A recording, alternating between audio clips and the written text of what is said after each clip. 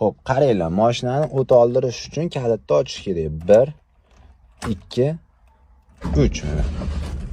Mashina mana shunaqa silta bo'lsa, demak, skorostda bo'ladi. Skorostga qarab qo'yish kerak. Buni xalastoy, ya'ni bo'sh holatga keltirib turib, keyin kalitni qo'shasizlar mana. O'tamasa kalitni qo'shib gaz bosib olasizlar mana. Mana.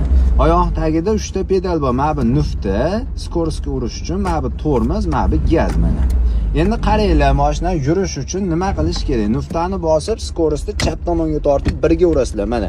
Mana bu yerda skorostni raqamlari bor va mana bu yerda ruchnoy bor mana. Agar bu ruchnoy tormoz tortilgan bo'lsa, buni joyiga tushirib qo'yasizlar pastga, keyin chapga, oldiga birga urganingizdan keyin sekin oyoqni nuftadan olib gaz bosishingiz kerak bo'ladi mana.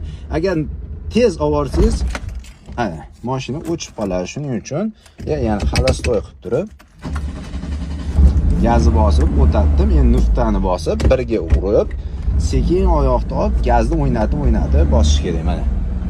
Qaranglar, mashina mana yurdi, xudo xolasa. Endi oyoqni olsam bo'laveradi. Endi 2 ga urishim kerak. Ovoz baland bo'lib ketdi. 2 ga urish uchun nuftani bosib, hop, skorostni orqaga tortib, mana 2 ga. 2 ga tushgandan keyin yana oyog'imni sekin olib gazni bosaman mana. Ketyapmiz. Endi 3 ga urish kerak. Mana bu nuftani bosib turib, xalastoy qilaman-da, shundoq tepaga itarsam, bu 3 ga tushadi mana. Keyin yana gazni bosib yuboraman. Xo'p, orqaga yurish uchun nima qilish kerak? Qaranglar, nuftani bosib, skorostni o'ng tomonga tortib turib, orqaga tortasizlar mana. Zadniga tushgandan keyin ozgina nuftadan sekin oyoqni olsalaring, gaz bosasizlar mana. O'sha orqaga yurishni boshladi. Bakovoylarga qarab haydashni o'rganib olsanglar juda yaxshi o'zlaring uchun. Mashina haydash juda oson. Skorostga urishda, tormoz bosishda va gaz bosishda bilib olsangiz bo'ldi.